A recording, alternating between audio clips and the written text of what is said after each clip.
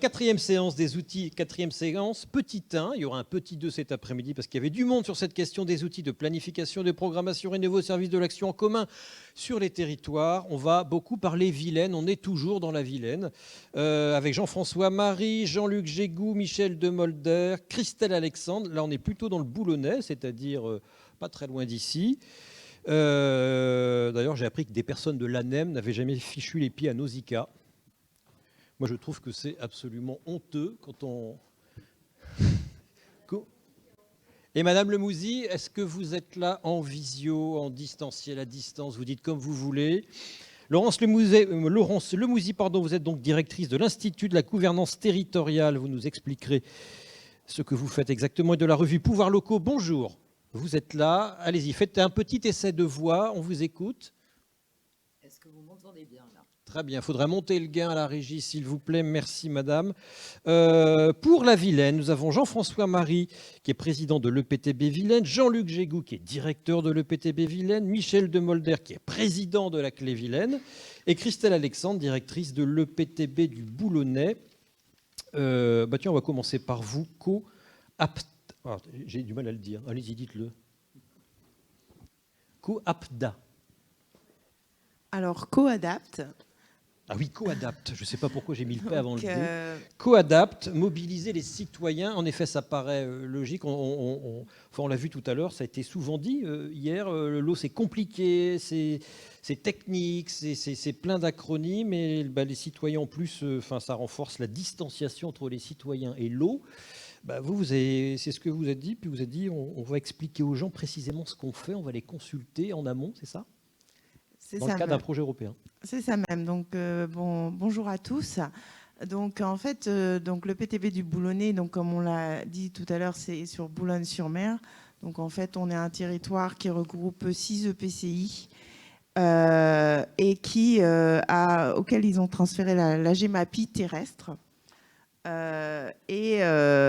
Donc, on porte un SAGE et un PAPI. Et on s'est inscrit dans un projet européen. Donc le projet européen qui est sous forme d'Interreg de mer, donc c'est des projets européens qui se terminent en 2022. Bon, avec le Covid, ça se terminera début 2023. Les Interreg de mer n'existeront plus en raison du Brexit. Ah ouais, pourquoi donc ? Parce qu'il fallait obligatoirement un chef de file anglais. Et du coup, il n'y aura plus d'Interreg de mer. Donc, on aura d'autres outils peut-être. Donc là, c'était un partenariat français, belge, anglais et néerlandais avec 2 axes principaux. Rendre le territoire plus résilient face au changement climatique, surtout inondations et sécheresses, avec des solutions fondées sur la nature, donc solutions qu'on a beaucoup parlé sur la journée d'hier notamment, en impliquant tous les acteurs du territoire.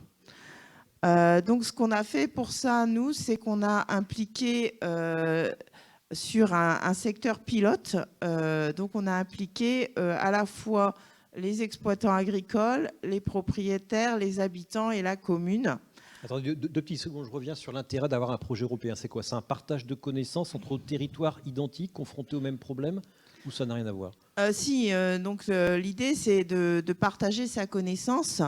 Il y a l'aspect financier d'une part, mais il y a aussi surtout de partager la connaissance. Donc là, en fait, l'idée sur les différents secteurs, c'est de voir comment on pouvait co-créer pour sortir un guide de la co-création, en fait. Donc, en fait, on a testé des outils en France. D'autres outils ont été testés dans les autres pays pour pouvoir voir ce qui marche bien ou ce qui ne marche pas. Voilà. Donc là, nous, ce qu'on a fait comme outil, c'est des ateliers participatifs en plusieurs temps. Donc, on en a fait un premier où on a demandé aux habitants, en fait, quels étaient leurs problèmes. Et ensuite, qu'est-ce qu'ils pensaient être les causes de leurs problèmes, puis d'évoquer déjà des premières solutions. Ça, c'était le premier atelier. Le deuxième atelier qui a eu lieu la semaine dernière, On leur a montré ce qu'on allait faire comme aménagement basé sur la nature, sur la partie amont, donc la partie qui a été concertée avec les exploitants agricoles. Faut savoir que les exploitants agricoles n'ont pas souhaité être présents aux réunions avec les habitants et pour éviter trop de... C'est vrai que la première réunion, on a eu un peu l'impression qu'ils étaient les boucs émissaires et ils avaient peur de ça, c'est pour ça qu'ils n'ont pas voulu venir. Mais ils sont quand même partenaires entiers du projet et ils acceptent la réalisation d'aménagements sur leurs parcelles. Donc nous, ce qu'on voulait, c'est qu'à l'aval, tout le monde y mette du sien aussi, et du coup que la commune fasse des choses, ainsi que les habitants. Donc le deuxième atelier, on l'a fait, on peut le voir sur l'image autour du plan cadastral de cette route, où étaient représentées toutes les maisons. Et donc chaque habitant était invité à déjà retrouver où était située sa maison, puis à identifier par différentes flèches de tailles différentes les différents apports d'eau qu'ils pouvaient mettre en direction de la buse qui traverse la route et qui est bien sûr saturée lors d'événements pluvieux. Le problème, c'est une route qui est sans cesse inondée, enfin souvent inondée à cause de cette buse. Voilà. Et dans les premières réunions avec les gens, le problème, c'était forcément les agriculteurs. Tout à fait. Voilà, c'est ça. Or là, ils se sont rendus compte qu'il y avait quand même des apports, que ce soit drainage de la nappe, les eaux pluviales, les eaux usées, etc., qui arrivent de leur part, de leur habitation, directement raccordés sur la buse. Ça, ils ne le savaient pas ou ils faisaient semblant de ne pas le voir? Je pense qu'ils n'en avaient quand même pas conscience autant, en fait, parce que pour eux, c'était une évidence. Et ce qu'on voulait les amener à penser aussi, c'est que la buse, finalement, elle est déjà bien pleine par les différents apports de leur part, avant même que les apports du bassin versant arrivent. Donc voilà, donc ça, une fois qu'ils avaient identifié les apports dans leur maison, on les a invités à imaginer des solutions. Et c'est vrai que ça a été très constructif. Donc on aura après un nouvel atelier lorsqu'on aura réalisé les aménagements que je vais vous présenter rapidement juste après, en leur montrant déjà sur le terrain ce qui aura été fait et ensuite en retravaillant sur leur secteur, qu'est-ce qu'ils ont fait depuis aussi de leur part et qu'est-ce qu'ils comptent faire. Donc les aménagements pour le secteur pilote, en fait, c'est un linéaire de fossé de 350 mètres de long qui est soumis au problème de ruissellement. Enfin, c'est une cavée, en fait, et d'érosion. Et on voit la route, les inondations en aval. Le projet est basé sur la nature. Donc, c'est une succession, en fait, d'aménagement sur le fossé pour résoudre les différentes problématiques, soit les apports concentrés, soit les apports diffus des parties agricoles, donc des fascines et des haies, soit des consolidations ou des petits obstacles en fait dans le fossé. Le but, c'est pas de créer une rétention comme on pourrait le voir, un bassin important. Le but, c'est vraiment de redynamiser en fait ce fossé pour qu'il arrête à chaque épisode de se creuser. Donc en fait, ce qu'on fait, on va à l'encontre en fait de ce qui est souvent fait, parce que là, nous, on veut quelque part rehausser le fossé pour qu'il arrête de s'éroder et qu'il arrête du coup de s'élargir et d'apporter du coup plus rapidement de plus en plus d'eau. Donc c'est ça en soi la partie innovation de notre projet basé sur la nature. Donc basé sur la nature, c'était un choix dès le départ ou c'est un choix qui a tenu compte des idées des gens? C'était un choix dès le départ, mais qui a été nourri en fait des discussions, notamment avec les exploitants agricoles. Ah, donc ils discutent quand même. Voilà, oui. En fait, ils font dès les le départ, mais ils sont là quand même. Oui, ils n'ont pas voulu participer aux réunions publiques où étaient les riverains situés en aval. Par contre, ils avaient été rencontrés même avant les riverains. Dès le départ, ils ont été rencontrés. Ils ont tout de suite donné leur feu vert pour qu'on travaille sur ce fossé. Et ensuite, là, lors des dernières réunions, quand on leur a présenté une dernière fois le plan réalisé par le maître d'œuvre avant la consultation de travaux, ils sont même allés jusqu'à dire on peut peut-être remonter un peu plus loin dans le fossé Donc enfin voilà, c'est très constructif avec la profession agricole sur ce. Ils vous ont jamais dit on peut rien faire, ça a toujours été comme ça va bien. Non, non. Bien. Après, ils disent aussi on veut que les habitants à Laval fassent aussi des choses. Voilà. Donnant. Ça y est, c'est tout? Bah oui, c'est tout. Il n'y a pas d'autres diapos. On m'a dit d'être. Non, je pensais qu'il y avait des photos. Je m'étais imaginé qu'il y avait des photos. Les travaux, on va les faire cet automne, donc enfin cet hiver plutôt. Donc il nous reste à avoir l'accord préfectoral et après là l'entreprise est retenue, donc c'est pour bientôt. D'accord. Et les réunions continuent avec les gens? Les gens réagissent comment? Enfin, est-ce que leur vision de nous, leur vision de leur territoire, leur vision de leur ville, de leur village a continué à évoluer au fil des réunions? Moi, je trouve que ça a évolué, oui, parce que la première réunion, on était vraiment sur c'est la faute au-dessus. Et là, la dernière réunion, ils étaient vraiment en train d'essayer de trouver des solutions pour chez eux. Il y en a même un, parce que la buse, elle passe tantôt en privé, tantôt en public. Il y en a même un qui a commencé à dire moi, je ne serais pas contre qu'on l'ouvre sur mon terrain. Ah bon? Pourquoi? Comme ça? Écoutez, c'est peut-être à force de dire que la capacité de la buse, elle est insuffisante, et que sur un fossé, finalement, on maîtrise aussi bien, voire mieux, les écoulements. Voilà. Bon, il est peut-être un grand terrain, ce propriétaire.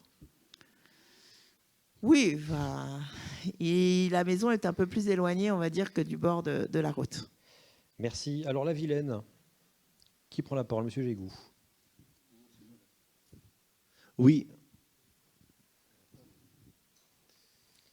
Ça vous inspire? Vous pratiquez? Oui, vous avez alors, ce genre de pratique? donc, Jean-François Marie, donc président de l'EPTB Vilaine, bonjour aux uns et aux autres.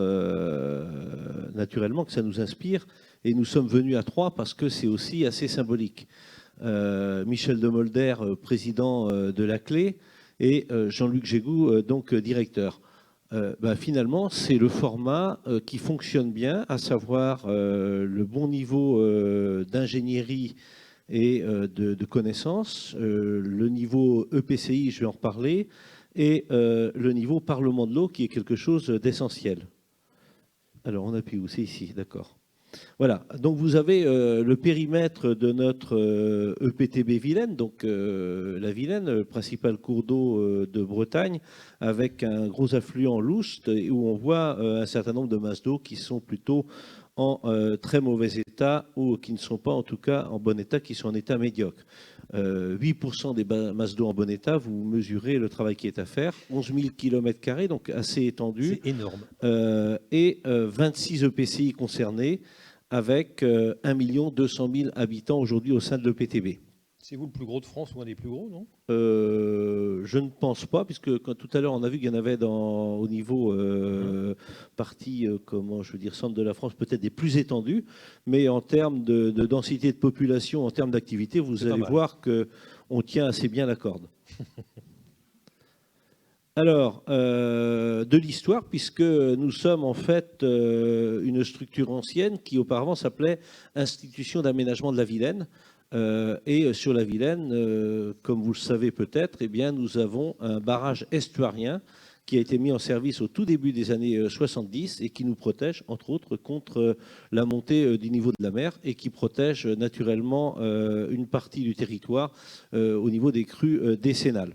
Donc cette institution s'est transformée en un EPTB, un syndicat mixte, avec dans le même périmètre, et je crois que c'est important, un EPTB donc, qui agit et qui a également, on va le voir, mais ça va être dit tout à l'heure, des fonctions épage divisées sur le territoire en 5 secteurs particuliers, une commission locale de l'eau, un PAPI, un PEC, et également pratiquement un SAGE.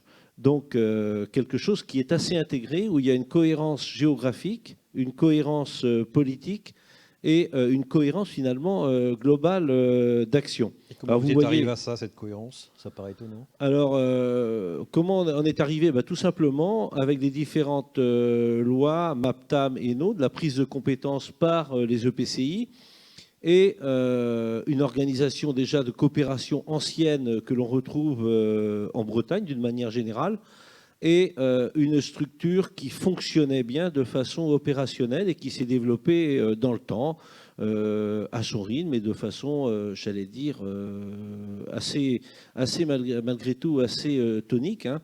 Nous avons commencé par mettre en place une unité de gestion très récemment, Vilaine Aval, donc, qui gère GEMA et PI sur un territoire assez vaste. Et demain, j'irai à une conférence des présidents où nous allons mettre en place 2 unités de gestion un peu plus au nord, avec Rennes Métropole, de diviser en 2 en particulier. Il y a des délégations de l'EPTB à l'échelle de territoires plus petits.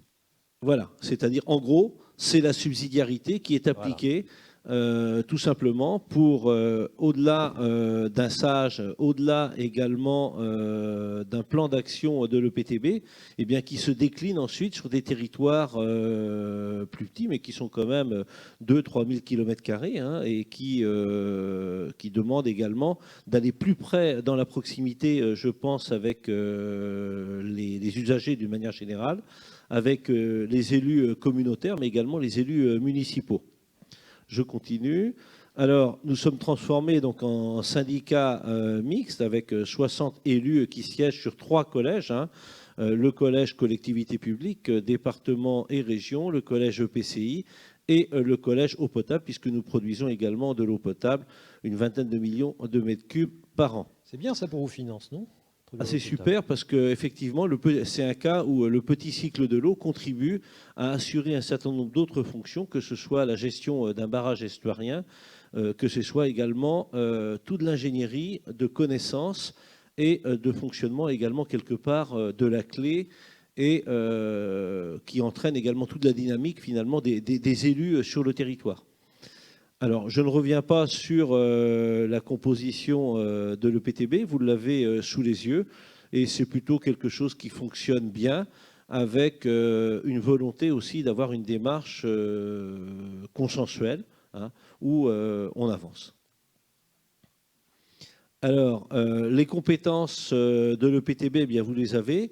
Ici, nous avons tout simplement, tout d'abord, la gestion des grands ouvrages, donc le barrage estuarien, et aujourd'hui, 3 barrages amont de la Vilaine qui avaient des vocations eau potable et également des vocations de protection contre les inondations. Production, transport d'eau potable, ça vient d'être dit. Politique territoriale de bassin, on pourra le développer. Et également, porteur donc, des documents de planification, SAGE, S7GRI, pour le compte de la clé, entre autres. Et nous sommes également maîtres d'ouvrage donc des études à l'échelle des bassins, gestion quantitative des inondations et étiages, reconquête de la qualité de l'eau, préservation, restauration des milieux aquatiques. Et naturellement, assistance en maîtrise d'ouvrage à un certain nombre d'opérateurs. Et quelque chose qui est important, mais qui va être dit par Jean-Luc Jégou et par Michel de Molder, c'est cette démarche également de solidarité de bassin sur ces différentes compétences, puisque effectivement, sur l'eau potable, aujourd'hui, il ne faut pas que ce soit les pauvres qui payent pour les riches, mais il faut qu'il y ait une équité dans le financement de tous les sujets autour de l'eau potable, et qu'il y ait également une équité dans le développement et dans l'aménagement des territoires. Ça a été dit tout à l'heure, mais c'est forcément un enjeu essentiel et que l'on retrouve dans notre PTB, puisque aujourd'hui, ce qui a quand même fondamentalement changé, c'est que la gouvernance de l'EPTB est basée sur les EPCI. Et les EPCI, ce sont quand même des établissements publics qui structurent l'action publique, le développement sur le territoire. Et à mon avis, c'est quelque chose d'essentiel. Voilà, je vais passer la parole à Jean-Luc Jégou. Merci. Bonjour à tous. Donc, je suis Jean-Luc Jégou, donc le directeur de l'EPTB. Donc là, je vais vous parler un peu sur la partie compétences à la carte, qui allie la question de l'ingénierie, mais aussi la question de politique, puisqu'on a mis en place, on a un comité syndical, comme a détaillé mon président, mais on a aussi, sur les compétences à la carte, mis ce qu'on appelle des comités territoriaux, qui sont un mix d'élus qui siègent au sein de l'EPTB, mais aussi des élus qui sont désignés sur les territoires et qui siègent dans ces comités de manière à garder les élus qui sont locaux, qui sont déjà impliqués sur les territoires de façon à être opérationnels. Et on a mis des équipes dédiées qui permettent de répondre à ces territoires qui sont donc sur ces compétences à la carte. Comités territoriaux et unités de gestion, quel lien entre eux? Disons qu'on a un président qui va être un président de comité territorial, qui va être un vice-président investi dans le PTB, et qui va avoir un comité territorial et une équipe dédiée d'agents qui va travailler sur cette unité-là, au sein évidemment des équipes de l'EPTB. Donc il faut assurer la transversalité, mais on a des équipes opérationnelles et une équipe d'élus opérationnels sur... voilà, c'est un peu ça l'organisation. Alors on a des compétences qui sont à la fois PI et GEMA. Alors il y a des EPCI qui transfèrent la GEMA, d'autres la PI, d'autres qui transfèrent la GEMA-PI, d'autres qui vont simplement adhérer à ce qu'on appelle les compétences socles. Donc c'est vraiment du à la carte, à la carte. Et aujourd'hui, on travaille aussi donc sur les délégations de compétences des EPCI qui ne sont pas membres de l'EPTB, mais qui sont des EPCI frontaliers.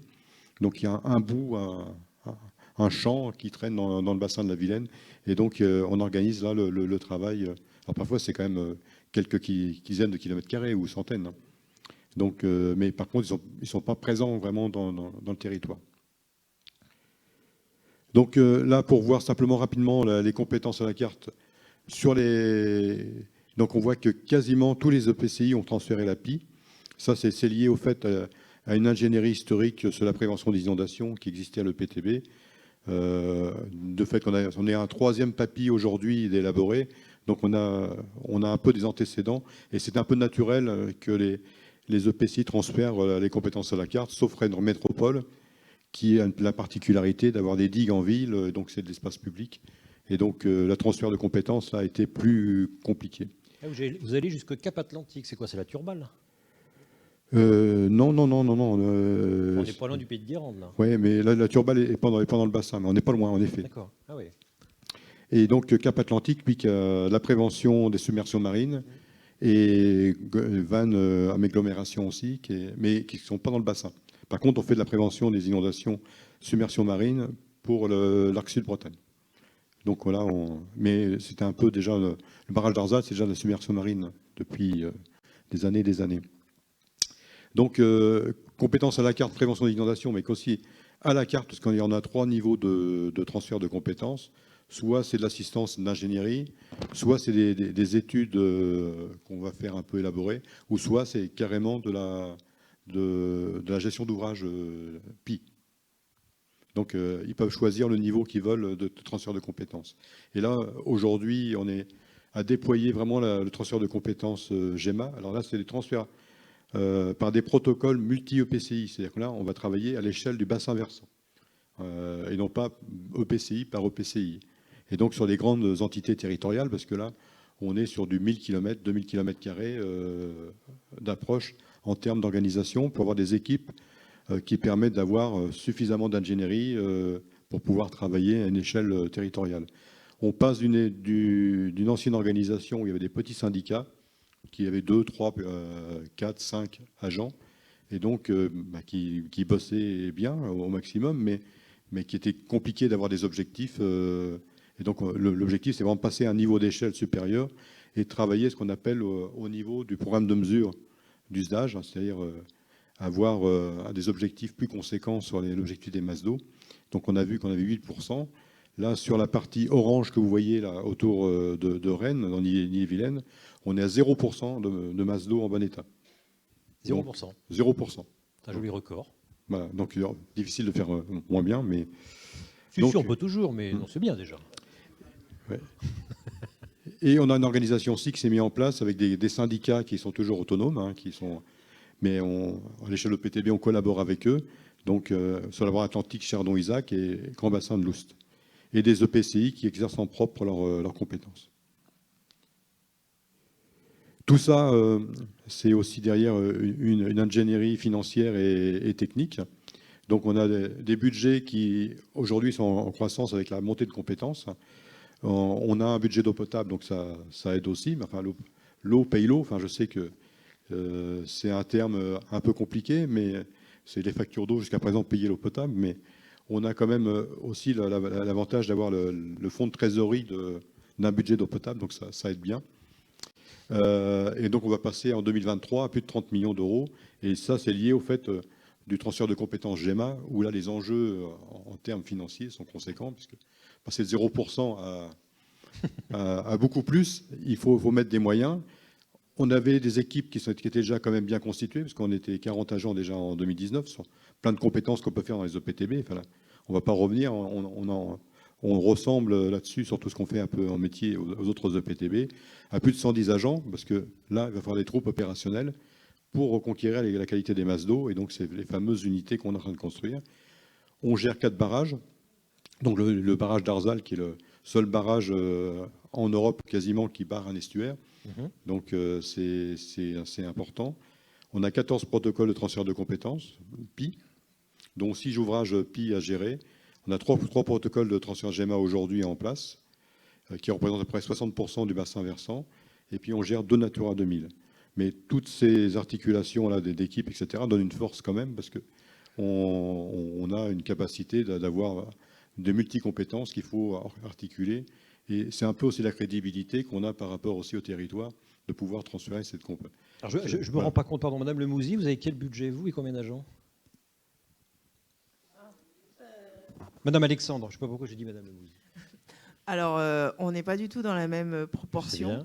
On a 8 agents. Ah oui.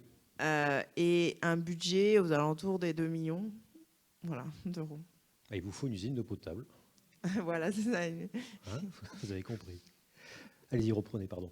Oui, donc vous voyez, c'est aussi la force de frappe, et puis aussi de pouvoir travailler avec des équipes, avec des élus intégrés sur les territoires, et puis pour mettre en œuvre le SAGE, parce que j'en ai pas parlé, mais le SAGE, c'est quand même la partition qu'on doit exécuter en termes de musique. Donc c'est important. Mais j'ai le président du SAGE, il pourra en parler mieux que moi. D'ailleurs, c'est ce qu'il va faire tout de suite en prenant le micro. Oui, bonjour. Donc, je vais reprendre ça. Michel de Molder. Le bouton vert. Vert. OK. Oui, Sage de la Vilaine. Donc, je ne représente pas le bassin de la Vilaine puisqu'il vous a été présenté. Dire quand même que ça date déjà, cette idée de Sage, puisque dès 1997, donc peu de temps après la loi de 92, donc s'est constituée une commission locale de l'eau. Et c'est vrai qu'à l'époque, c'était l'Institut d'aménagement de la Vilaine, l'ancien nom de l'EPTB, qui était sur un périmètre Loire-Atlantique, Morbihan, Ille-et-Vilaine, et qui englobait quand même une grande partie du bassin de la Vilaine. Il manquait juste les Côtes d'Armor et puis une petite partie qui est dans Maine-et-Loire et en Mayenne.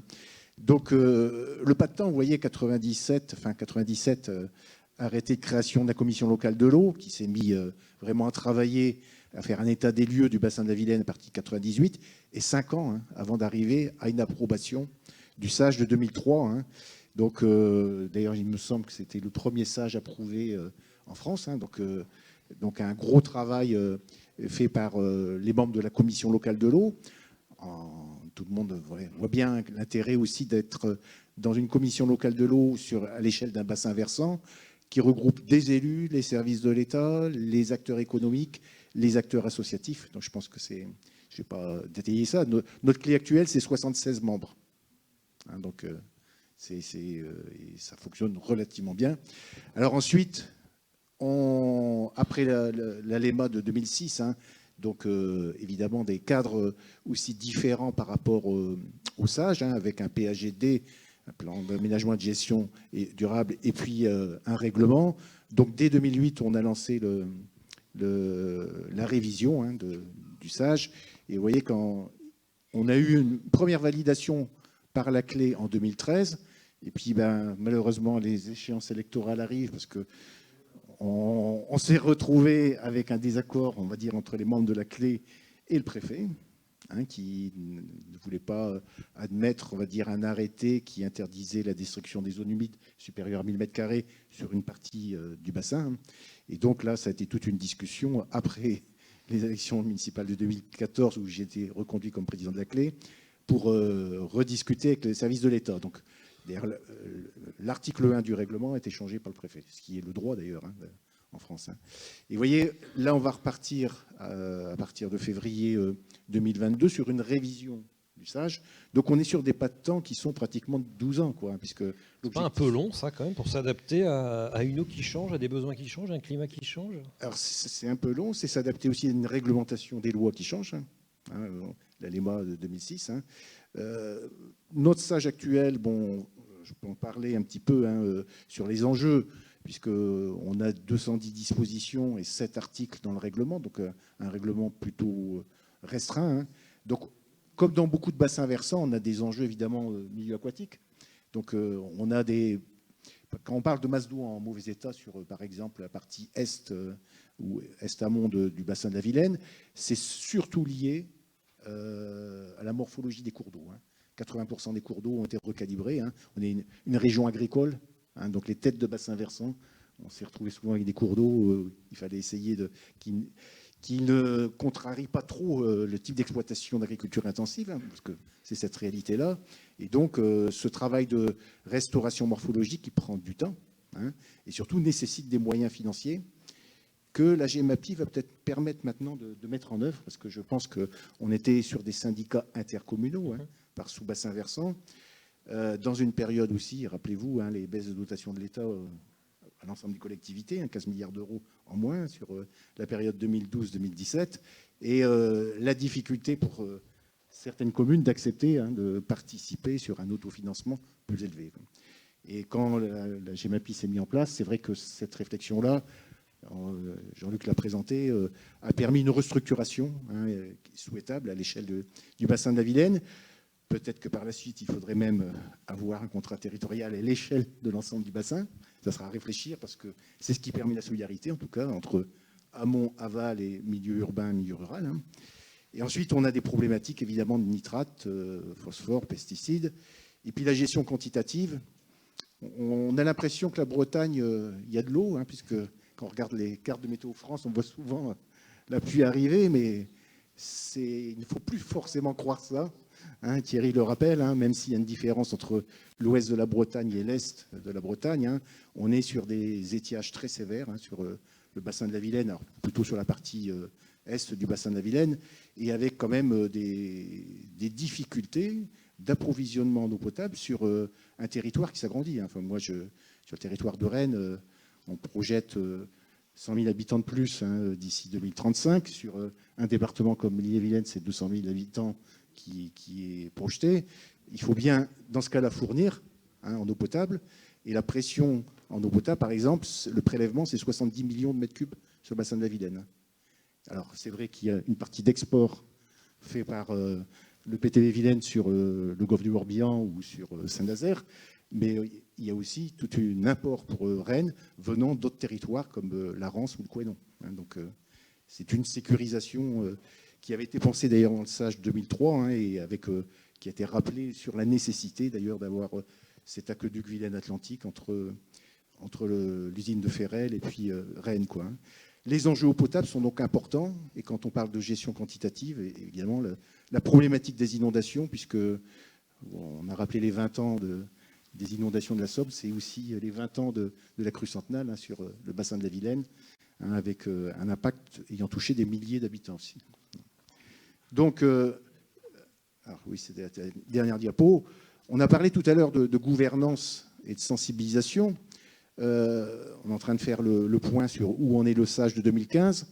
On voit qu'on a 80% des mesures qui ont été mises en œuvre, 20% qui sont totalement terminées, mais 20% qui n'ont pas encore commencé. Donc on a ce travail de planification. Et tout à l'heure, on a parlé du lien entre SAGE et SCOT. Nous, on avait fait ce travail quand même d'aller rencontrer les présidents des SCOT aussi pour déjà sensibiliser sur l'importance du SAGE. Mais c'est plus difficile avec les services de l'État. Vous savez que les clés donnent des avis simples sur les dossiers loi sur l'eau. On a encore un dossier qui arrive sur une route nationale où ils ne respectent pas l'article 1 du règlement. Donc, on est obligé de donner un avis défavorable sur certains dossiers qui sont des fois présentés par l'État. Les choses avancent avec le on a vu là Bon, allez-y. Ah oui. Alors, sur la gouvernance, fin 2019, on a demandé à avoir une étude appuyée par une sociologue parce qu'on s'apercevait qu'on avait un absentéisme chez les élus, beaucoup plus chez les élus d'ailleurs. Alors, ils ont trop de réunions de toute façon, ils sont convoqués pour tout. Il y a cette particularité-là, puis surtout la composition de la clé amené 6 départements. Il y avait systématiquement 2 représentants de chaque département. Il y avait 2 représentants de la région Bretagne et 1 de la région Pays de Loire. Et en fin de compte, assez peu d'acteurs des EPCI. L'évolution statutaire de l'EPTB a amené justement à revoir la composition de la clé. Et là, c'est vrai qu'on ait une écoute du préfet, hein, de façon à ce qu'on prenne en compte davantage la représentativité par EPCI avec la désignation par les associations des maires de France et d'établissements de présidents d'EPCI. Hein. Donc, on a essayé de travailler en se disant on va aussi avoir des commissions territoriales pour être au plus près aussi des acteurs, hein, et commissions géographiques qui vont être calées sur les unités de gestion, hein, puisque maintenant on a grosso modo 5 grosses unités de gestion en comptant les syndicats Oust et les syndicats Cherdon-Isaac, quoi. Donc, et on a une particularité, hein, c'est que la clé, il y a une commission par an où on copilote avec le président de l'EPTB et le préfet le comité de pilotage du PAPI, hein. Et ensuite, on a un comité d'estuaire aussi sur la baie de Vilaine, puisque toutes les activités amènent une pression sur l'estuaire de la Vilaine, hein, sur la baie de la Vilaine. Et quand on parle de nitrate, les conséquences se voient surtout sur les blooms de phytoplancton. On n'a pas encore d'algues vertes, hein, puisqu'on pense aux baies algues vertes quand on parle en Bretagne, mais des fois, parce que ça se voit les baies algues vertes, mais les blooms de phytoplancton ne se voient pas forcément. Les mais ostréiculteurs peuvent le voient avoir vite, des conséquences aussi graves, quoi. Cap Atlantique avait eu un souci, je me souviens en 2015, ils avaient identifié à la fois les agriculteurs et les parkings sur lesquels les camping-cars déversaient leurs eaux sales, et ils ont mis tout le monde d'accord, et manifestement ça s'est bien passé. Comment ça se passe, vous, avec le monde agricole, qui manifestement devrait être votre interlocuteur principal? Alors, dans la clé, on a 4 chambres d'agriculture, hein, présentes, plus l'agriculture biologique. Donc, une participation des acteurs agricoles assez important, hein. La clé avait demandé aussi que dans tous les contrats territoriaux des bassins versants, il y ait des maîtrises d'ouvrage associées. Donc, du coup, on a des commissions professionnelles agricoles sur chaque bassin versant, et ça va être repris dans le cadre des contrats territoriaux sous forme des unités de gestion. Et je pense qu'il faut vraiment travailler avec les acteurs agricoles, parce que la pression sur l'irrigation va être plus forte. Voilà, on le sent avec des changements aussi. Mais quand vous leur dites qu'il faut reméandrer une rivière, quand vous leur dites qu'il faut mettre une bande enherbée, il faut retirer les vaches pour pas qu'elles bousent dans le ruisseau, ils vous répondent quoi? Ils prennent ça bien? Je dirais, enfin, je prends l'exemple du bassin de la Seiche, parce que je connais bien ce secteur-là. C'est marrant comme nom, hein, oui, oui, la Seiche, bah oui. Problème d'étiage fort. Ah bah voilà. Je pense qu'à un moment donné, quand on travaille depuis plusieurs années avec les acteurs du territoire, ils commencent eux-mêmes à être demandeurs, de dire moi, je veux travailler sur l'évaluation de mon exploitation agricole, le bocage, parce qu'on a un programme aussi en Bretagne porté par la région Bresse-Bocage, qui est quand même intéressant par rapport aux problématiques d'érosion des sols et de réduction des pressions, hein. Et en même temps, ils se rendent compte qu'ils ont tout intérêt à accepter ce travail de restauration morphologie des cours d'eau, parce que sinon, ils se retrouvent avec beaucoup de pertes en matière organique si ce travail-là n'est pas fait, quoi. Donc ça prend du temps, mais la problématique, c'est peut-être de former les élus aussi, parce qu'on en parlait avec Jean-François.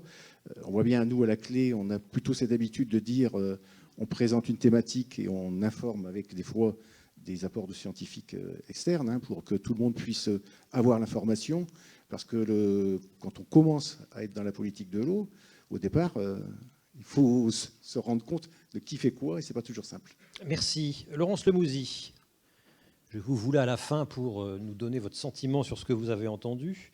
Il y a 2 mots qui ont été employés qui vous sont chers, hein, par les gens de la Vilaine, subsidiarité et réciprocité, qui pour vous sont 2 bons mots qui permettent justement de faire une bonne planification. Alors déjà, peut-être un mot sur l'Institut de la gouvernance territoriale. Présentez-le, s'il vous plaît. Merci. Bonjour à tous. Je voulais m'excuser de ne pas être avec vous, mais la tempête a décidé autrement ce matin, donc je n'ai pas pu obtenir de train partant de la gare d'Amiens, de la gare du Nord vers la gare d'Amiens. Donc la technologie fait que je suis là. Je voulais remercier la NEP pour cette invitation, en particulier Catherine Grémillet. Alors je parle depuis effectivement l'Institut de la gouvernance territoriale, qui existe depuis 35 ans et qui est un laboratoire de recherche qui a la particularité d'avoir été créé par deux élus, pour faire simple, en de droite, en de gauche, qui avaient envie de faire avancer la décentralisation. Nous étions en 1986, elle était balbutiante, et d'être intelligent à plusieurs, donc de réunir autour de la table des élus, des hauts fonctionnaires de l'État, des collectivités, et aussi des chercheurs, des géographes, des historiens, tout ceci dans une vision très, très appliquée de la décentralisation. Et aujourd'hui, nous sommes un institut de la gouvernance territoriale. Il y a eu un glissement de la décentralisation à la gouvernance territoriale. Alors ces deux élus étaient Paul Graziani et un certain Jean-Yves Le Drian, c'est ça? Exactement, Jean-Yves Le Drian était jeune maire de Lorient, et il a entendu s'exprimer le premier président du conseil départemental général à l'époque des Hauts-de-Seine, dans une librairie à Lorient, et ils se sont dit, on pense en fait la même chose au-delà de nos correspondances politiques, essayant de faire avancer ensemble les choses. C'est comme ça que l'aventure est née, effectivement. D'où les liens aussi encore très forts, notamment avec la Bretagne. Peut-être, j'ai suivi les débats de ce matin, et c'est une façon d'y réagir. Je me suis nourrie d'un certain nombre de remarques. Permettez-moi, avant d'en venir à la réciprocité, à la subsidiarité, de faire 4 remarques préalables sur les dynamiques en cours lorsqu'on parle de gouvernance territoriale, et qui ont été de façon assez différente évoquées ici et là. Il faut se rendre compte, et beaucoup d'illustrations, d'exemples qui ont été donnés l'illustrent, c'est que on est dans un moment de différenciation territoriale. Parce que, bien que, par exemple, sur l'eau, la gouvernance n'est pas une découverte, on arrive à la fin d'un mythe qui faisait correspondre l'égalité passe par l'uniformité. Aujourd'hui, on se rend compte que l'égalité, le fait que sur l'ensemble du territoire des services publics fonctionnent, n'est pas forcément lié à l'uniformité des façons de faire, des institutions et des usages. Donc nous sommes tous face à une équation: comment on va faire correspondre unité et diversité. Et c'est comme ça qu'en termes d'action publique, le mot n'a pas été prononcé ce matin, mais on va vers les notions d'expérimentation, de dérogation à la norme, de l'idée d'avoir un peu plus de respiration. Il a été question des taxes, des pouvoirs de police, des pouvoirs de planification qui sont tout de même à la main du régalien, plutôt de l'État. On évoque des partages, et on évoque peut-être d'autres types de façons de faire. Donc il y a un moment de différenciation qui est assez fort. Une deuxième dynamique, et ça a été plus ou moins dit, c'est que nous sommes aussi dans un moment où on a mis en place des politiques publiques par rapport à des lieux, en sous-estimant aussi les politiques qui devaient faire du lien. Il y a des lieux, mais dans ces lieux, il faut créer du lien, parce que on sait très bien, et les acteurs qui travaillent sur l'eau le savent, aucun problème sérieux de nos sociétés ne peut se régler à un seul niveau. On est obligé de se chaîner, de travailler ensemble pour répondre à la demande des usagers. Ce n'est pas une demande simple, hein, c'est une demande souvent complexe. Comment on gère l'équilibre des territoires, comment on vit dans un environnement que l'on veut durable. Et face à ces questions qui sont posées à la puissance publique, on n'a pas d'autre choix que de se coordonner avec les citoyens, avec les acteurs privés, avec la sphère associative, avec la sphère coopérative. Donc l'idée, c'est que ce n'est pas parce qu'on construit des lieux, des territoires d'action publique, que l'on construit automatiquement des liens. Ce qui fait que j'en viens à une troisième dynamique. Là aussi, certains l'ont évoqué, pas avec les mêmes mots, c'est que aujourd'hui, décider d'une action publique, ce n'est plus un phénomène isolé et isolable. C'est-à-dire que Madame Christelle Alexandre nous disait bien, à travers son exemple, que la décision, elle est devenue une validation d'un projet qui va être porté à plusieurs, qui va être testé, qui va être coproduit. Donc aujourd'hui, quand on veut avancer, il est presque plus important de se demander non pas qui va décider, mais comment on va le décider et avec qui. Ça, je crois que c'est ce qui se cache derrière tous les termes de co-création, coopération, etc. Quatrième dynamique, et elle est reliée à la petite pastille que je voyais souvent dans le programme du colloque et même en toile de fond à l'écran, avec cette pastille qui nous dit « l'eau, c'est politique ». Alors, par provocation, j'ai envie de dire, si l'eau, c'est politique, c'est pas uniquement technique. Or, l'eau, et Thierry Burleau l'a dit à sa façon, aujourd'hui, la gestion de l'eau, c'est presque un sujet qui est invisible dans l'action publique. Il est invisible pour l'usager, parce que l'eau, elle arrive à son robinet, même si en toile de fond, il comprend et on comprend bien les problèmes de la crise climatique, mais il est même invisible à l'échelle de la délibération locale.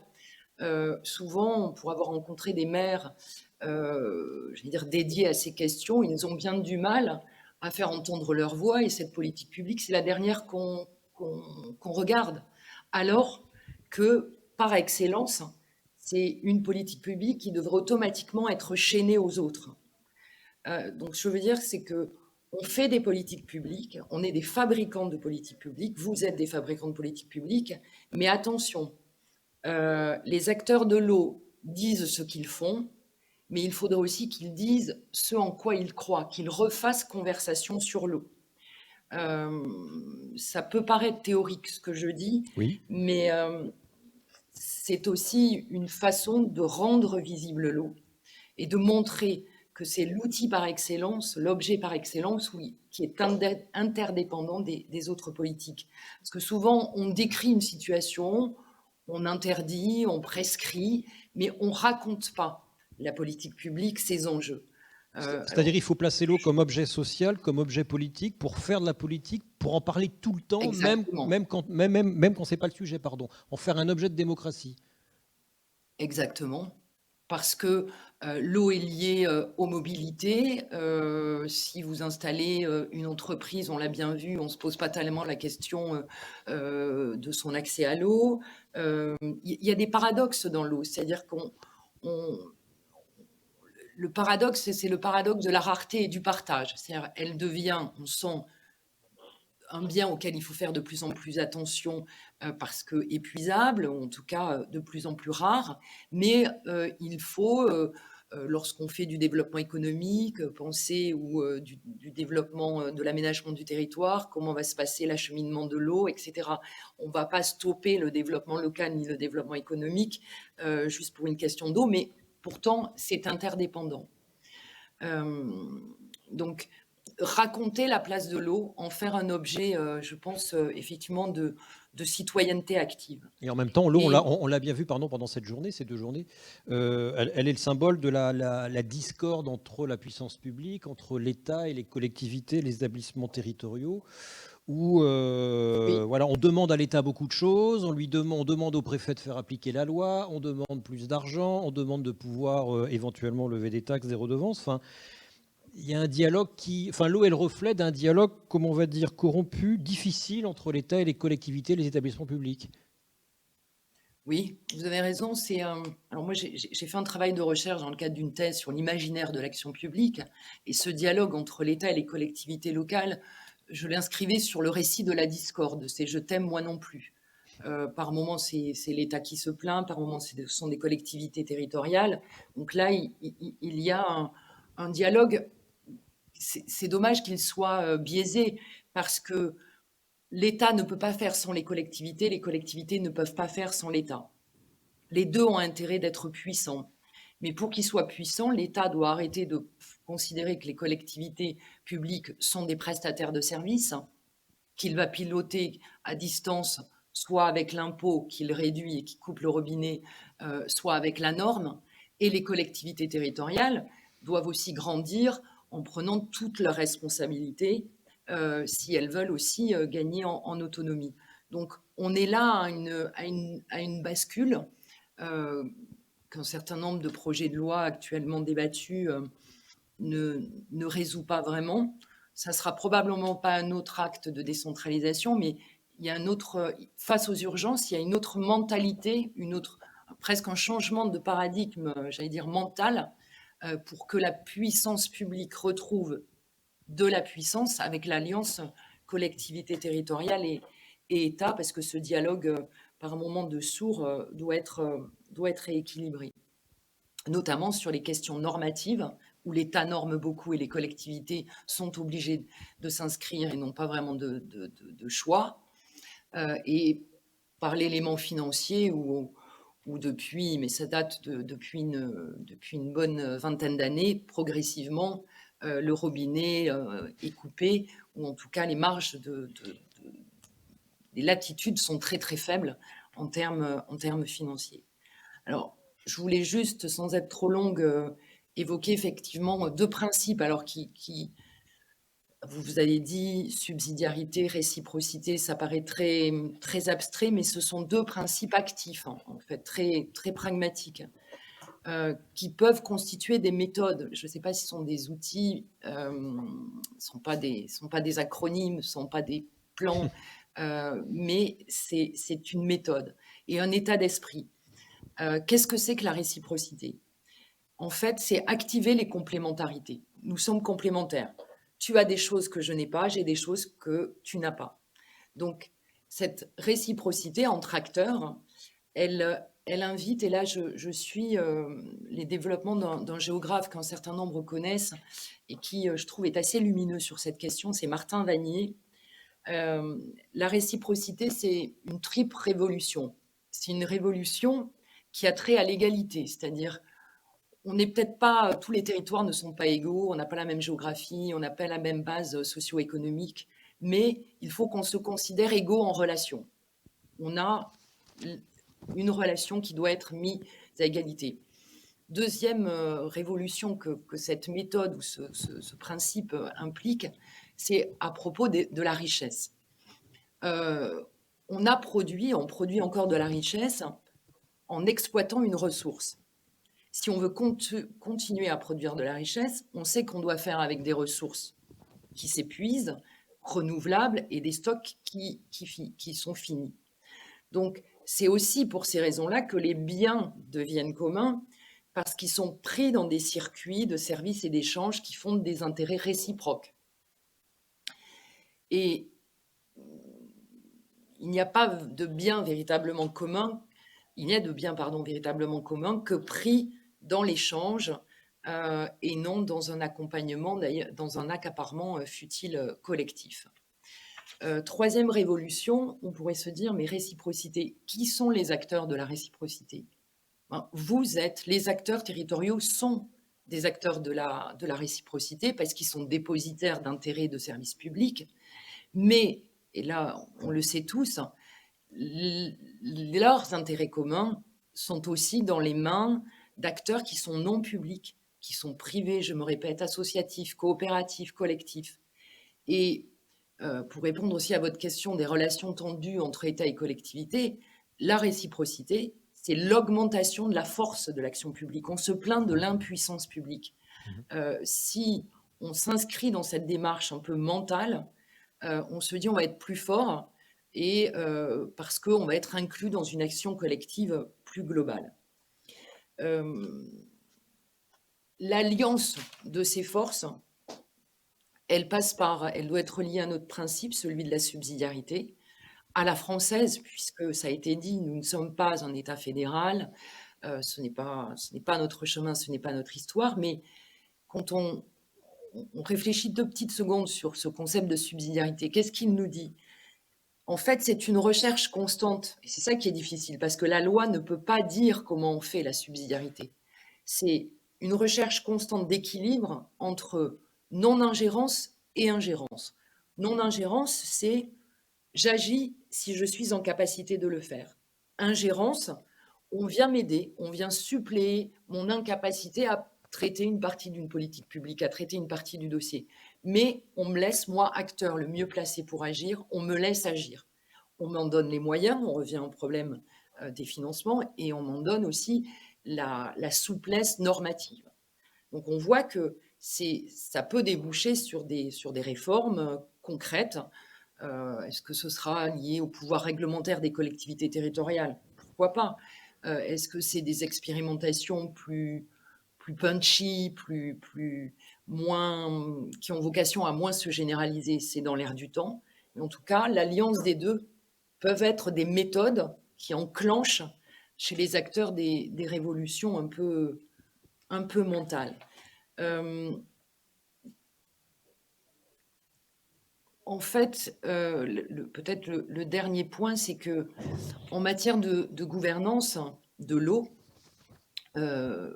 les acteurs qui s'occupent de gouvernance de l'eau, c'est pas une affaire nouvelle, la gouvernance. Il y a même, vous l'avez dit, vous avez pris la main sur des façons de vous organiser, de travailler qui ont été anticipatrices. Mais on sent tout de même dans les échanges et que je peux avoir, que j'ai entendu, que je peux avoir ici et là, c'est que se pose toujours la question du comment et avec qui je dois faire. C'est le mode de coordination en fait de mon action publique et le mode de qui doit faire quoi. Alors on parlait de comment on répartit mieux les compétences. Bon. Je ne suis pas sûre que la loi et que la recherche, j'allais dire un peu éternelle, qui a été celle quand même de la France sur quel est le territoire pertinent, c'est cette idée qu'il faut à tout prix simplifier. Il n'y a pas un texte de loi sur l'action publique qui ne veut pas simplifier, qui ne veut pas lutter contre les inégalités, qui ne veut pas être à la recherche du territoire pertinent ou qui ne veut pas être en proximité. C'est un récit que l'on se raconte. Et ça n'a pas réussi à grand-chose, finalement. Vous voulez dire quoi? On a trop confiance en la loi dit trop de choses, elle est trop bavarde, elle n'est pas applicable, en fait. Elle est probablement trop bavarde parce qu'elle, pour le coup, elle est éminemment nationale. Elle est truffée d'exceptions, d'amendements, parce qu'on se rend compte qu'il faut faire des adaptations selon la géographie et selon les secteurs. Une loi cadre, des lois cadres qui laisseraient respirer et qui donneraient pouvoir à des expérimentations et surtout à des adaptations normatives, pourquoi pas? Pourquoi cette agilité ne serait pas là demain au rendez-vous? Et pourquoi, en matière de gouvernance de l'eau, ça pourrait être un secteur dans lequel on irait plus loin à titre expérimental que dans d'autres politiques publiques, puisque déjà la méthode de gouvernance est assez avancée. Je crois qu'il faut être assez imaginatif en la matière, mais presque oui, les lois nationales sont beaucoup trop contraignantes, beaucoup trop bavardes et par moments peut-être un peu trop hors sol par rapport aux réalités. Alors pour finir, pour le rapprocher du sol, la loi, il faut quoi? Conférer aux régions ou à d'autres entités le pouvoir de faire la loi? Mais là, on change tout. C'est anticonstitutionnel, vous le savez bien. Ou moins de lever quelques taxes et impôts pour participer à la gestion de l'eau. Oui, alors la revue Pouvoirs locaux que je dirige avait titré il y a une dizaine d'années sur le pouvoir normatif régional. D'ailleurs, c'était en écho aussi, en dialogue avec des régions comme la région Bretagne, c'était l'idée d'être un peu un poil à gratter et d'avancer un sujet dont on sait qu'il n'est pas favorablement accueilli, ne serait-ce que par la Constitution, mais aussi par notre imaginaire collectif national.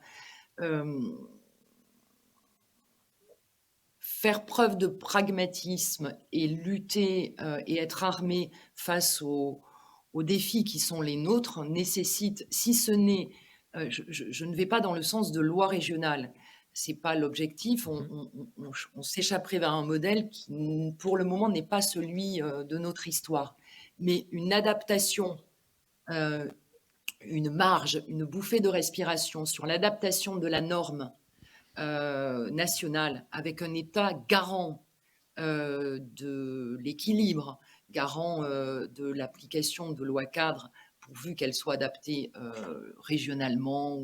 Mais on serait pourquoi pas une bonne voie. Alors on pense de suite, ce sera un pouvoir normatif régional. Pas nécessairement régional, ça dépendrait des politiques publiques. Il peut y avoir une capacité d'adaptation de la norme selon les politiques publiques. Elle serait plutôt départementale, régionale ou pourquoi pas à l'échelle des villes. Mais ça nécessite effectivement une souplesse des modes de délibération qui, vous le voyez, heurtent quand même un imaginaire collectif, des façons de produire la norme, mais qui pourtant s'avèrent, à mon avis, est à notre avis assez urgente parce qu'on voit qu'on est, à force d'avoir bâti des cathédrales institutionnelles, à défaut de réduire le nombre de communes, on a contourné la question par la montée en puissance des intercommunalités. Elles sont là, elles ont leur utilité. On a voulu supprimer, pas supprimer les départements. Donc, on a des raisonnements très institutionnels. Mais à un moment donné, le nerf de la guerre, c'est la façon de normer et les ressources. Un État fort, c'est un État garant qui veille à ce que s'il faut passer par la diversité pour atteindre un peu plus d'équité ou d'égalité, et si ça passe par normes et fiscalité, ça pourrait être peut-être vraiment ce que c'est qu'une bonne gouvernance territoriale ou une décentralisation nouvelle génération. Merci Madame Lemouzy. La parole au public. Une question. Bonjour, monsieur. Oui, merci beaucoup. Très riche en fait cet atelier-là. Pour le coup, j'ai deux questions sur la réflexion générale pour amener un petit peu au travail effectué par les EPTB, et c'est notamment ce qui nous réunit aujourd'hui. Ce travail de fond, de réflexion, a été engagé depuis très longtemps. Et bon, je rebondis un petit peu sur les propos de la ministre hier qui parle aujourd'hui d'avoir une réflexion à l'échelle des bassins versants, et notamment le cadre qui nous réunit aujourd'hui et le cadre en question.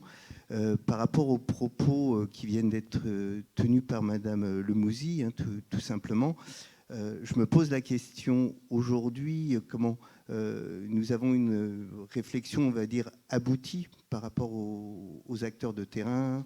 Chacun connaît un petit peu la diversité de nos territoires. Et le travail qui est fait notamment par la NEB permet aujourd'hui de réfléchir à un modèle. De quelle façon ces expérimentations-là peuvent-elles devenir opérationnelles? Je ne sais pas, justement, peut-être bien définies dans le temps, pour qu'on avance en fait sur la bonne gouvernance en fonction du travail effectué. Et là, deuxième question que j'ai, qui est dans l'opérationnalité, parce que l'expérience, là, pour moi, me ravit d'une part, et j'en suis très étonné sur la Vilaine. D'arriver à cet aboutissement aujourd'hui, c'est, je pense, exceptionnel sur nos territoires. J'ai une question un petit peu plus d'opérationnalité, là, pour le coup. Comment mettez-vous en place la solidarité par rapport aux ressources que vous avez? En fait, j'ai vu que vous aviez des compétences transférées à la carte, notamment dans le domaine de la GEMAPI. Transférées et non pas déléguées. Comment organisez-vous la solidarité à l'intérieur de chacun des territoires en vous appuyant sur les EPCI? Je pense que vos ressources viennent de là. Essentiellement, et d'autre part entre les EPCI eux-mêmes pour avoir une réflexion territoriale aboutie. Alors, je vais commencer, et puis les collègues pourront compléter. D'abord, vous avez bien compris, il y a une unité géographique, une gouvernance politique organisée, avec des ambitions des territoires qui sont fortes sur GEMA, si on prend uniquement cette partie des choses. Nous avons donc une mission socle qui est fondée au niveau financier sur deux critères, 50% population, 50% surface territoire. Et il faudra sans doute que nous allions vers une contribution financière où on raisonne en euros par habitant. Sur PI. C'est donc chaque EPCI pour l'instant qui contribue en fonction des besoins en fait. Donc il n'y a pas de solidarité réelle. Cependant, l'ingénierie de l'EPTB intervient sur ces questions et c'est mutualisé dans le cadre de la compétence socle. Donc c'est déjà un début, mais il faudra qu'on regarde un moment, puisque solidarité amont-aval, eh bien il va de soi que PI doit être intégré et géré collectivement, et à un moment donné, il faudra peut-être qu'on raisonne également en euros par habitant. Sur les unités de gestion qui sont en train de se mettre en place au nord, donc au cœur, il y a Rennes Métropole.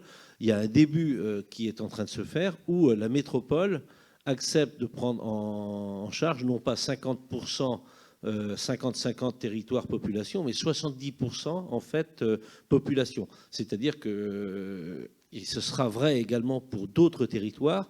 Il va de soi qu'aujourd'hui, la concentration de population et le potentiel, la capacité à financer est plutôt du côté des métropoles ou des zones urbanisées. Eh bien, nous devrons à un moment donné raisonner en euros par habitant. Se posera également la question, mais qui a été évoquée, à savoir comment est-ce que les usagers et comment est-ce que tous les usagers de l'eau, mais en particulier comment le petit cycle de l'eau contribue à la gestion des milieux aquatiques, parce que là, au niveau des EPCI, de certains EPCI, eh bien, ça va exploser en plein vol parce qu'il y aura des problèmes de moyens. Aujourd'hui, des EPCI passent de 7 à 15, 20, 30 euros par habitant et les 40 euros par habitant seront assez rapidement atteints. Et donc, cette question reviendra assez rapidement. Et je pense que ce n'est pas Thierry Burlot qui me contredira. Nous devrons raisonner en euros par habitant, solidarité financière la plus forte possible, mais également nous devrons raisonner, je l'ai dit tout à l'heure, en termes de capacité d'aménagement des territoires, parce qu'il n'y a pas que le côté monnaie et contribution à un budget, il y a également le côté développement des territoires. Merci. Madame Alexandre, votre expérience, elle est reproductible ou c'est vraiment un contexte particulier ? Non, notre expérience, je pense qu'elle est reproductible. Nous, on va chercher à la reproduire sur différents secteurs de notre territoire déjà. Toujours dans ce cadre du projet Interreg ou autrement ? Non, autrement, puisque le projet Interreg va se terminer. Donc, ça termine, oui, les Anglais sont partis. Voilà. Donc, si on peut encore faire quelques ateliers avec le projet Interreg, on le refera. Et sinon, on va chercher d'autres... On essaiera de s'intégrer peut-être dans d'autres projets européens ou alors de développer davantage les choses via l'animation aussi dans le cadre du PAPI. D'accord, donc la méthode, on peut la pratiquer ailleurs, sur d'autres territoires, dans d'autres contextes. Oui, tout à fait. Très bien. Une autre question. Oui, madame, le micro arrive. Tu aurais dû passer par l'autre côté, Catherine. C'est une mauvaise vision dans l'espace.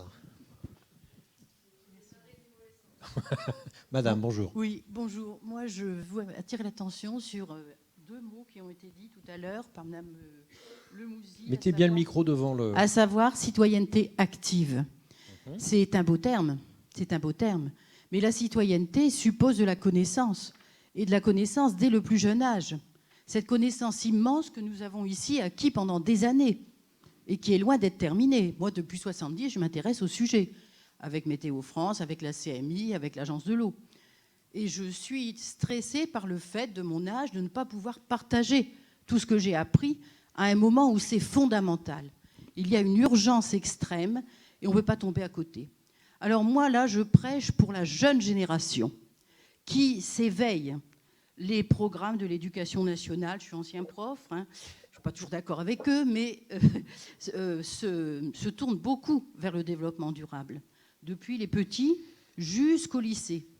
Et ces jeunes-là, il faut absolument saisir leur désir de travailler et leur compréhension qu'ils ont maintenant de l'urgence, les aider à acquérir cette connaissance pour quand ils auront des responsabilités ou qu'ils seront simplement papa et maman, ils puissent agir correctement. Là, il s'est dit une immensité de choses très enthousiasmantes, c'est sûr, mais c'est toujours en milieu clos. Mais ça, c'est pareil partout sur tous les sujets, madame. Oui, mais c'est prioritairement important sur l'eau. Parce que c'est très technique, il faut maîtriser le vocabulaire technique. Il n'y a pas que le vocabulaire technique. Vous savez, on peut parler à des enfants dans des termes très petits, enfin faibles, enfin pas faibles, mais simples, en les obligeant à ouvrir les yeux sur leur territoire. Comment ça se passe dans ma commune? Comment ça se passe chez moi? C'est un sujet qui n'est pas traité depuis pas mal d'années quand même dans l'éducation nationale. Ah bah, il y a peu de sorties nature, et moi, mes enfants qui sont au lycée, ils ont 1 heure de SVT en première. Oui, alors voilà. là, on peut en Sauf parler. En option. Je faisais sciences nat, alors donc je peux vous en parler pendant des heures. Mais je pense que là, le monde qui est réuni aujourd'hui doit vraiment se poser la question comment intégrer cette connaissance à un niveau acceptable par des élèves. Et je sais qu'à la MEVA, il y a des choses qui se sont faites, qui ont eu beaucoup de succès. Mais il faut partager ça avec l'éducation nationale. Dans toutes ces grandes messes, excusez-moi, l'agence de l'eau, c'est pareil, j'ai toujours regretté qu'il n'y ait pas de représentant de l'éducation nationale, ne serait-ce que pour après partager la connaissance et faire avancer. Mais ils n'ont peut-être pas envie de venir. Hein. Ah, vous savez, ils ont beaucoup de soucis aussi. Hein. Oui, non, mais certainement, mais c'est pas univoque. Je suis pas là pour les enfoncer. Non, c'est sûr. Oui. Non, mais ça, c'est quelque chose qui est Madame. important. Et d'ailleurs, dans les contrats territoriaux, il y a toujours quand on parlait de sensibilisation, conscientisation, il y a un travail qui est fait avec les écoles. Donc, moi, je vois sur Collectivité Eau du Bassin Rennais, c'est 2000 enfants par an, avec des interventions, soit des petits débrouillards, soit d'Eau et Rivière de Bretagne, enfin des animateurs formés au niveau de l'éducation à l'environnement.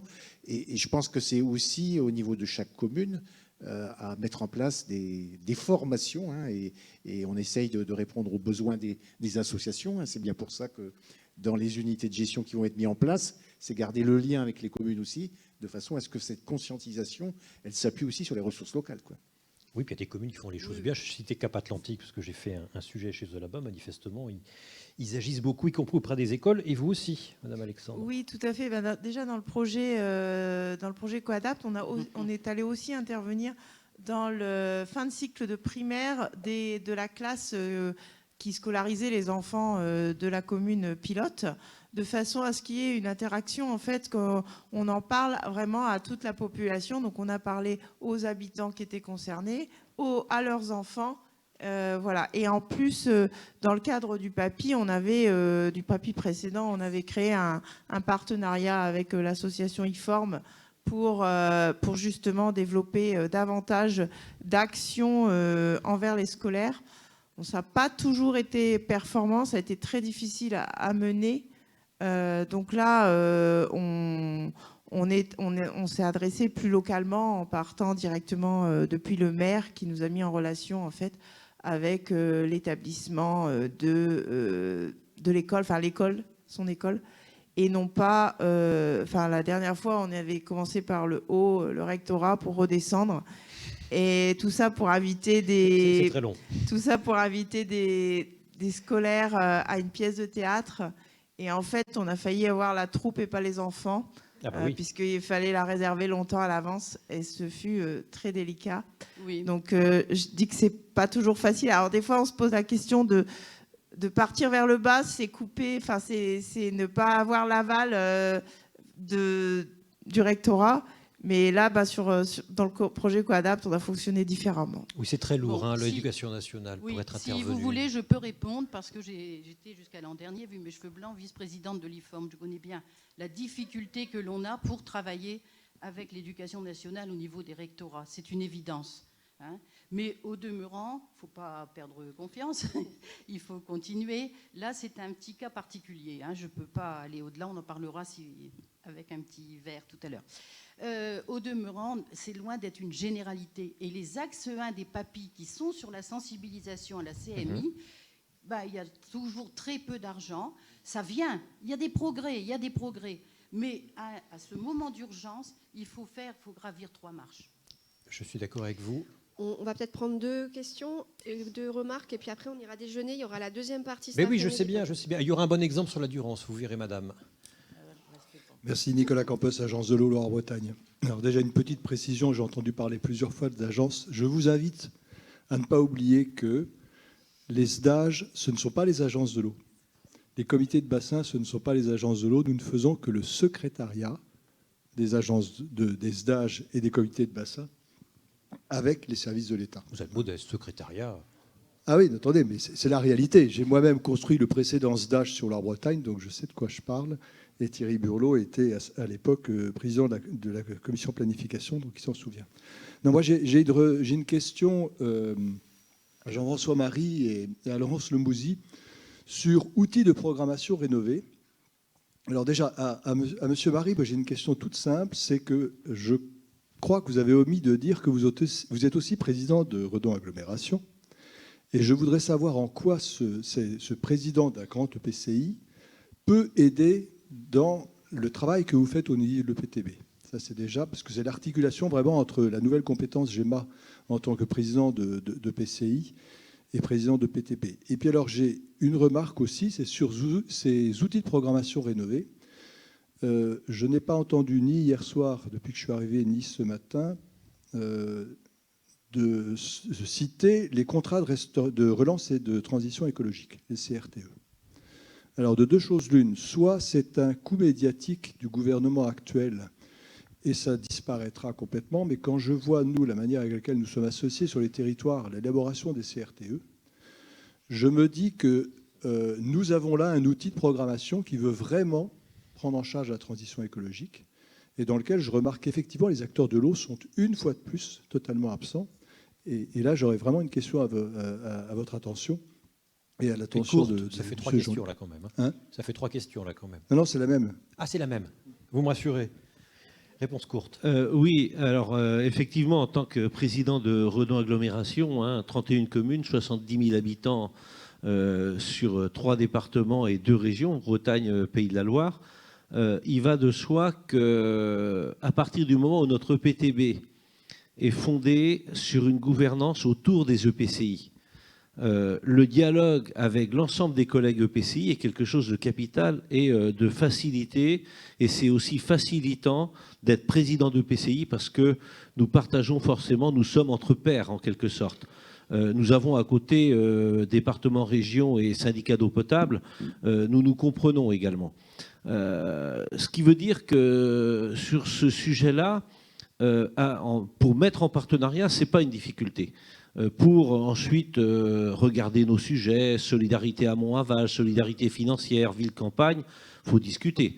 Mais nous avons aussi, et je prends le cas de Rennes Métropole, eh bien, des collègues qui sont sensibles à cette dimension. Parce que aujourd'hui, la ville est en situation, les métropoles sans doute plus favorables que les zones intermétropolitaines, mais les métropoles ont aussi besoin des zones intermétropolitaines qui sont des espaces de développement, des espaces de qualité de vie, et finalement, mais ça a été dit hier également, la qualité de vie, la nature, l'environnement des espaces intermétropolitains sert aussi les métropoles. Donc nous sommes sur un territoire commun finalement. Et c'est ce territoire commun que nous devons faire vivre.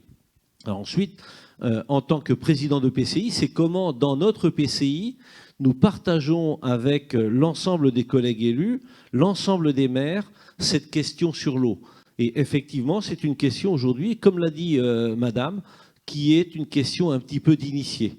Parce que c'est un sujet qui est technique, mais qui est éminemment politique et qui doit être partagé et vu à ce niveau. Le fait de parler de récit autour de l'eau est quelque chose d'essentiel, puisque l'eau, c'est la vie, l'eau, c'est le développement, et comment aujourd'hui et comment demain, nous assurons finalement que cet élément essentiel de la nature eh bien, permet à nos territoires de continuer à vivre, continuer à se développer. Nous avons un rôle essentiel. Et le couple EPCI, et au-delà de PCI, j'allais rajouter l'ensemble des élus municipaux et communautaires, avec le PTB, il se fait naturellement. Et l'autre échelon, c'est comment nous, on revient vers nos habitants d'une manière générale, ou l'ensemble des parties prenantes, entreprises, associations, pour déployer et engager les choses. Merci. Madame Lemouzy, ce sera le mot de la fin, sur les CRTE. Ah, il y aura Bernard ensuite. Alors, Madame Lemouzy d'abord, sur les CRTE. Allez-y. Les CRTE, monsieur, je ne pense pas que ce soit un coup médiatique parce qu'il y a des euros sonnants et trébuchants, il y a des projets. Ce que je constate, au risque d'être un peu poil à gratter, c'est que l'État a choisi quand même comme maillon et comme institution la maille intercommunale qui reste un établissement public et non pas une collectivité territoriale où les enjeux quand même de débat démocratique ne sont pas les plus puissants. Est-ce que il se fait des choses, il va s'initier des dynamiques, c'est certain. Un certain nombre de maires, d'élus locaux se sentent aussi, parce qu'ils siègent peut-être pas au sein de l'Interco, quand même très, très éloignés de ce qui se passe dans ces contrats de relance. Là encore, on fabrique des politiques publiques, mais comment les mettons en récit et comment on les valorise, ce n'est absolument pas la question. Or, ça devrait l'être. Et juste pour revenir sur l'interpellation de Madame, moi, je suis prête à m'associer à qui veut pour faire des universités populaires sur l'eau. Je pense, comme vous, qu'on n'est pas assez... on garde les connaissances pour nous, mais on ne les divulgue pas forcément. Et quand nous étions allés voir à Paris le siège des instituts de formation des maîtres à l'époque, les ESPE, pour, de façon tout à fait gratuite, mettre à disposition, j'avais presque une armée de sachants pour aller former les maîtres aux questions de citoyenneté, de fonctionnement de notre cité, on nous a regardé bizarrement. On ne peut pas activer une citoyenneté si on ne sait pas ce que ça veut dire, une collectivité territoriale, si on n'a pas un minimum le solfège entre les mains sur les questions de vivre ensemble dans une cité avec un grand C. Voilà. Parler de nature, de biodiversité, d'eau et de climat sans avoir des cours de SVT convenables au lycée. Moi, je suis sidéré par le niveau de SVT en première. Heureusement que mes fils font les options. Voilà, au moins, ils ont 4 heures par semaine et pas une seule heure. Ils ont leur père. Enfin, j'espère.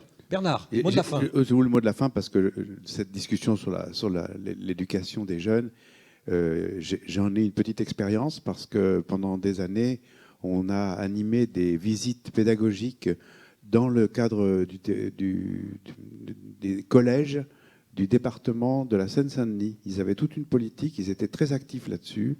Ça s'est arrêté parce que le département s'est retrouvé en faillite, et donc il a bien fallu couper les crédits. Malheureusement, c'est tombé sur nous.